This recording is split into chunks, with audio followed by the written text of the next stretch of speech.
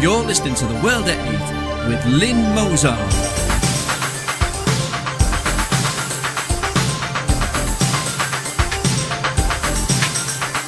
The World at 8, the number one in nationalist news. Highlights of the news today, Wednesday, 12th of March 2014. Inside the UKIP zoo, where staff regularly take their clothes off. Charles Kayonga in Britain, UK crime agency failed to act on arrest warrant for Rwandan general. Hip-hop jihadist who left £1 million London home to fight in Syria complains on Twitter of being kidnapped, tortured and robbed by fellow Islamists. Obama and Ukraine's democratically elected leaders. Spain to give $500 to immigrants to return home. 8 further jihadi arrests in France following jail of 4 on Monday. Moroccan woman gets 10 years in jail for killing her rapist. 42 African refugees drown off Yemeni coast. Ma'alula nuns freed in exchange for 150 rebels held prisoner. Thought for the day, mass immigration leaves towns and cities unrecognisable. And finally, garden snakes can be dangerous. UK news. Inside the UKIP zoo, where staff regularly take their clothes off. UKIP's new London headquarters is a chaotic environment where workers are sex obsessed and volunteers frequently leave work early to go to the pub, it was claimed today. Former employees say that their office in Mayfair is often full of workers' pets, while staff regularly take their clothes off and compile lists of people they would like to have sex with. Nigel Farage's wife, who works as a secretary for UKIP, has reportedly described the office, which the party moved into last year as part of its push to become a major political force, as a freak show. The revelations about the bizarre atmosphere inside the headquarters were revealed after the Times spoke to a number of people who have worked in the building, which is located behind Claridge's Hotel. The office, which was lent to UKIP by wealthy backer Andrew Reid, is the centre of the party's push to beat the mainstream parties in this year's European elections and to win its first MPs in the general election of 2015. However, the insider accounts suggest that the new headquarters have failed to bring about a more professional approach, with one worker describing the atmosphere as carry-on politics, where staff are accustomed to ending work early and going to the pub instead. One employee said, "They're utterly chaotic. I was horrified by them. There's an element of the 70s golf club." Charles Kayonga in Britain, UK crime agency failed to act on arrest warrant for Rwandan general. The National Crime Agency, NCA, the newly founded police body dubbed Britain's FBI, stands accused of failing to act on an arrest warrant for a former Rwandan general wanted for crimes against humanity while he was in London receiving medical treatment. Lawyers acting for the victims of atrocities and war crimes alleged to have been committed by Charles Kayonga during Rwanda's 1994 genocide served a European arrest warrant, EAW, on the NCA via a Spanish judge in January after receiving information that he was in the capital to receive treatment for cancer. The NCA, which took over from the heavily criticised Serious and Organised Crime Agency 6 months ago, is under attack because Mr Kayonga was then apparently able to leave the country despite the address where he was allegedly staying in London being passed to the British authorities. Lawyers say they want an explanation from the NCA for why the chance for a Pinochet-style arrest, similar to the capture of the former Chilean dictator in 1998, had seemingly been missed. It was announced 2 weeks ago that Mr Kayonga is to become Rwanda's new ambassador to China. World at 8, talk about an organisation which is all mouth and trousers. Let this bastard have his treatment in China. Why over here? Hip-hop jihadist who left £1 million London home to fight in Syria complains on Twitter of being kidnapped, tortured and robbed by fellow Islamists. A British rapper who joined rebels fighting the Syrian regime has claimed he was kidnapped, tortured and robbed by members of rival Islamic terror groups. Abdelmajed Abdelbari, 23, walked out of his family's £1 million home in Maida Vale, West London, last year to join militant groups, telling them he was leaving everything for the sake of Allah. Now Barry, whose music has featured on BBC Radio 1, has posted on Twitter that he and another Briton were abducted and robbed with their money, phones and guns stolen by other jihadists. World at 8. Good. He shouldn't be allowed back here and his family should all be deported for treason by association. European news. Obama and Ukraine's democratically elected leaders. March the 6th, President Obama said in Washington that the Crimean authorities' plans for a referendum violate the Ukrainian constitution and violate international law. Any discussion about the future of Ukraine must include the legitimate government of Ukraine. We are well beyond the days when borders can be redrawn over the heads of democratically elected leaders, he added. Crimea is Ukraine, Secretary of State John Kerry said in Rome on the same day. Lest we forget, on February the 21st, President Viktor Yanukovych and 3 Ukrainian parliamentary party leaders signed a reconciliation agreement co-signed by foreign ministers of France, Germany and Poland, implying that their countries and the EU guaranteed the deal, and approved by a Russian representative. The document provided for constitutional reform, reducing presidential powers, the creation of a government of national unity, early presidential election, and the disbandment of maiden armed forces. Far from disbanding, within hours those same armed factions forced Yanukovych to flee Kiev and stage-managed a parliamentary vote worthy of the proceedings of a Supreme Soviet circa 1937, which ushered in the Pushist regime. As Russia's President Vladimir Putin said on March 4th, Yanukovych had in fact given up his power already, and as I told him, he had no chance of being re-elected. What was the purpose of all those illegal, unconstitutional actions? Why did they have to create this chaos in the country? Armed and masked militants are still roaming the streets of Kiev. This is a question to which there is no answer. Well, there is one, and he knows it. As a BBC commentator pointed out on March the 5th, what makes Putin mad is the feeling that he is being deceived. Spain to give $500 to immigrants to return home. Spain's Interior Ministry will give $500 to every undocumented immigrant that agrees to go back to their country of origin. The initiative, which was used last year for 246 immigrants, has received funding to continue in 2014. Some €400,000 have been allocated for the 2-year period. Ministerial sources quoted by the media said that it is an attempt to stem the tide of undocumented emigration, which renders Spain vulnerable in its Moroccan enclaves Ceuta and Melilla. The same sources said that the initiative is in line with similar programmes run by countries such as Belgium, Switzerland and the Netherlands, and that it is being implemented in collaboration with Morocco. The sources claim that in giving immigrants €500 means making them better able to deal with life in their countries of origin, where per capita income is very low. World at 8. They take the money and come back in again. One black migrant looks very much like another. 8 further jihadi arrests in France, following jailing of 4 on Monday. Prosecutors say 7 men and a woman have been arrested in France on suspicion of planning to join radical Islamic groups fighting in Syria. The prosecutor's office says French intelligence agents are questioning the 8 Tuesday, one day after their arrests in and around Paris. In France, terror suspects can be held up for 4 days before being charged or freed. More than 20 French citizens are being killed in Syria's 3-year-old civil war. In November, France opened an investigation into more than 600 French people who are either preparing to join the fighting or who are already there. World news. Moroccan woman gets 10 years in jail for killing her rapist. A Moroccan court jailed a woman for 10 years for killing a man who had repeatedly raped her, local media reported on Friday. The 34-year-old woman, known as Fatima, said she had sought help and reported the attacks to local authorities, but was faced with indifference. "He killed me 1,000 times before I killed him too," local media quoted the woman as saying. In court in the northern city of Fez, Fatima told judges how she killed her rapist with an axe, disfigured him and dumped his body in a river. World at 8. Lucky she was in Morocco and not Saudi. She would have been stoned to death. 42 African refugees drown off Yemeni coast. About 42 African refugees drowned on Sunday evening off the Yemeni coast after their boat capsized in the Gulf of Aden, while about 30 people on the boat were rescued, the Yemeni Defence Ministry said in a statement.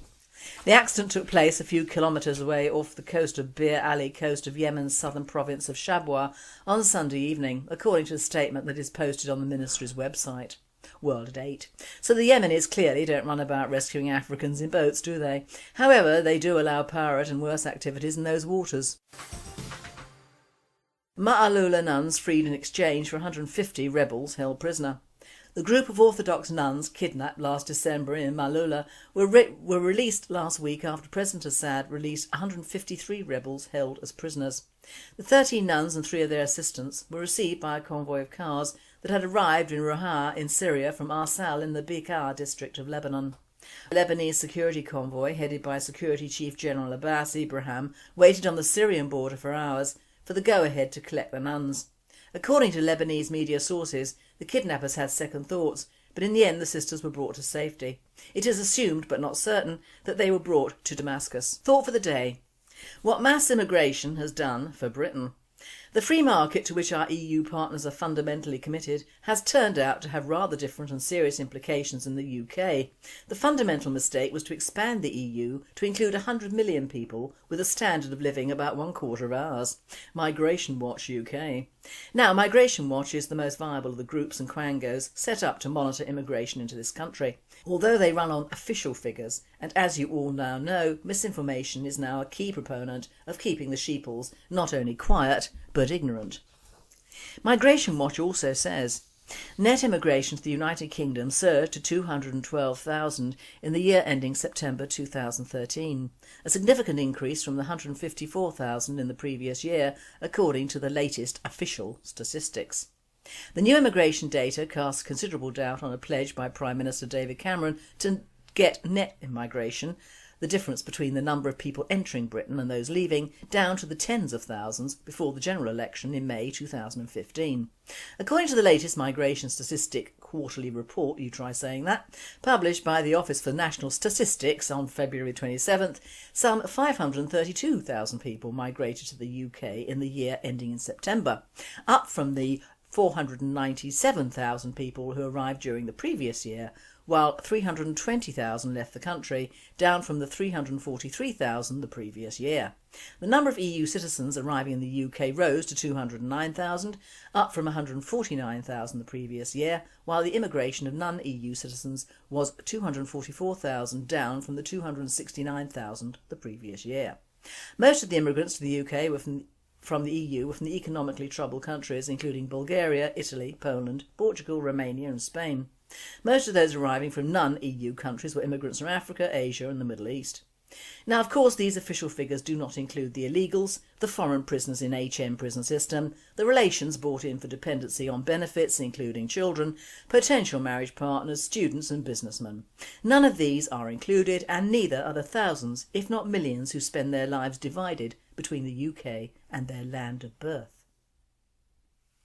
Even the morons who continue to say that immigration benefits the UK cannot deny the tremendous effect that it has had on everyday life, especially in our large towns and cities.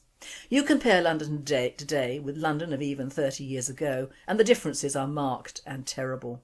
We haven't yet reached the height of Marseille in southern France, but then that has always been fairly mixed as a Mediterranean port town, but now resembles Iraq on a particularly bad day and is almost constantly under a form of martial law, with gun-toting French troops trying to keep the peace, not only between the different Islamic factions, but the poor bloody French who still live there. A sight which we do not want to see in London. And of course, as we don't want to see the result of massive immigration into this country, all nationalists are classed as racist bastards. Well, I wear this racist bastard badge like a badge of honour. I have worked for it and I deserve it, and I will wear it with pride. Now, while we in the UK, and to some extent our larger neighbours on the continent, are suffering the effects of what is an Islamic invasion, bolstered out by the Africans and others converting at a rate of knots to what they see as an all-inclusive religion, but which does in fact exclude all who are not of Islamic persuasion, what are other countries doing to avoid our fate? Well, as I've said before, all the countries which send their effluents over to Europe and us are non-immigration countries. Now, many of them you wouldn't want to go to anyway. I wouldn't fancy my chances in Beijing of setting up a British National Party office, let alone settling down, but to each their own. And in these few short words, that is in effect what they say to the world. To each their own peoples, and these countries stick like glue to paper in administering their rights to keep their borders tightly shut. And at no time has the question of quid pro quo ever been raised at the UN or the EU. Just why are some countries allowed closed borders and apparently the UK and the rest of Europe are not? It cannot be about the European Union, as a great many migrants are from outside the EU, Africa, India, the Middle East and the Far East, and most have to pass through the so-called Schengen area to get all the way up to us in the UK. And yet India in particular has stringent laws preventing any non-Indian from buying or owning property or businesses in that country. But they do have a wonderfully adaptive law for Indian residents overseas, called NRI, or Non-Resident Indians, whereupon these people can claim asylum or simply get here and at the same time send all their monies, whether it be from our benefit system or monies made from their UK businesses, back to India, and own and moreover live in those properties in India without any trouble. So most, if not all Indian citizens, even if they have British passports, can live and own property and businesses in two countries. And indeed many of our so-called wealthy Asian businessmen live in India part of the year and the UK the other part, thus enabling them to escape or reduce British taxes. They have almost the same thing in Pakistan under Islamic laws as well. Many of our British-born Pakistanis have been going home for marriages and holidays for the last 40 odd years, many of whom also own extensive property back in their homeland. In Australia, they've started a Foreign Investment Review Board in which proposed foreign ownership of businesses or property in Australia are reviewed and administered, a necessary move because of the extensive buying up of land from the Chinese mainland. And remember, something which pushed Hitler to war was the need for Lebensraum or living room for the Aryan peoples. This needs to be remembered by our UK establishment. We are a small island and yet we are almost all foreign owned. Our public services, our large corporations, our high streets and even our education facilities are all becoming foreign owned or foreign run. Why should this island, our island, be sold on the open market in the most invidious and devious way possible? By encouraging immigration from countries that do not reciprocate in any way with European investments or ownership in their land, we are fast becoming a foreign country within a country. When all the vast countries of the world, Africa, Arabia, India, China, Pakistan and many others close their borders to Europeans, and yet we, little England, are made the dumping pit and experimental forum for the masses of ethnics already in our midst, and any form of laws we might undertake for self-preservation will be stamped on from a great height as being racist or non-humanitarian. In Switzerland, the Lex Koller legislation limits how foreigners can buy property in Switzerland, and owning property does not give a person the right to a Swiss residence permit. Permits and authorisation for buying property are handled at the cantonal level. You see, we are virtually alone, even in the EU, for the way in which our various governments have sold us off to the highest bidders, and the laughable thing is that along with those deeds, they are still sending billions of pounds to many of these countries which have non-immigration policies enforced. Tell me, just how stupid is that? A report entitled State of the Nation, Where is Bittersweet Britain Heading, shows that 1 in 3 Britons believes that tensions between immigrants and people born in Britain is the primary cause of conflict in the country, and well over half regard it as one of the top 3 causes. The report also shows that a high proportion of British voters are pessimistic about the British economy, 50%, and 3/4 believe that there is a severe housing shortage due in large measure to uncontrolled immigration. More than half, 56%, say the current economic crisis will leave Britain weaker for years to come, and nearly half, 46%, say Britain is heading in the wrong direction. Now, property prices, especially in London, have risen and are still rising because of our foreign free buy policies. Wealthy non-ethnic Londoners are being forced out to suburbs or the country and shoving up the prices out there. All wonderful, we say, sitting in our ever accumulating boxes, but it means that our young will have virtually no chance at all of getting on the property ladder in any area within travelling distance of London, work or pleasure. The buy-to-let market is almost exclusively Asian in many areas, with the resulting slums and lack of upkeep, and another slum landlord scenario is on its way. But of course the media will go easy on the Asians, in fact much easier than the treatment Peter Ackman received at the hands of the public. Because of course it was in the days when landlords had the right to put a sign in their windows: no Jews, no children, no blacks, no Irish and no pets considered. And those were the days, my friend, I thought they would never end. It is time our laws were amended, and without any input from either the EU or the UN. Unless we close these open territory laws and open foreign ownership laws, we are lost. It's no good to say that we are encouraging investment when it is plain we are not. Investment is stocks and shares in a corporation, land or business, not total ownership of the same. It is not receiving millions of pounds in bribes from the Saudis or the Qataris. That is not investment. It is financial bondage for the future. Diversity is not the same as having thousands of foreign-owned properties, land and businesses that divide the country and on which you cannot rely on. Multiculturalism is a range of services given by a small range of people in a small country, not overkill and overpopulation by the same. Good for the country is not replacing English workers with foreign workers into infinity. It is not making sure that English workers do not get trained. It is not giving foreigners certain jobs in certain places because they will be with their fellow countrymen. But it is closing down our borders and rethinking on a grand scale how or why or indeed if we should ever sell any property or business that operates in England to anyone who operates outside England in the future. Even to a sheeple, the picture of this country now is ghastly. The black and Asian faces at our sales, the riots of these self-same people unreported but every day, the not so gradual takeover of our services and the almost wicked denigration of our own method of providing for only ourselves in times past. That is our farms, fisheries, manufacturing, shops and much more. There have had to be massive adjustments made to feed all these newcomers, and soon it will be them or us, and no amount of community largesse will counter it. A prime example of building for the immigrants' future is the HS2. It will destroy an important part of our countryside. The Brits cannot afford to use it, and soon, with the absence of jobs and industry, won't need to do so. So why is it being built? It's being built for troop movements from the EU, that's what. So that when the balloon goes up, which, if certain laws are not brought into being, it will, EU troops will be able to traverse the country with ease. That is why our own armed forces are being decimated and our police force have now become Big Brother.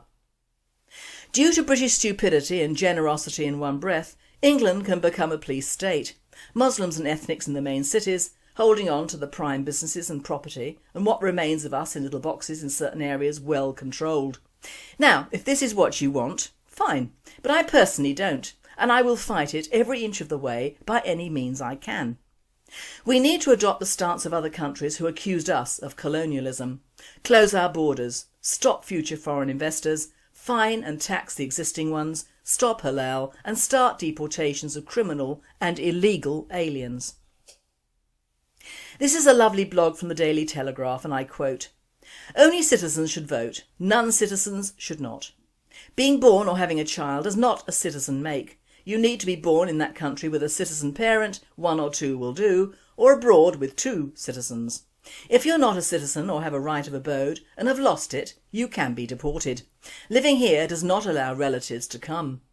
Retroactive citizenship law can and should be tidied up at least back to 1945.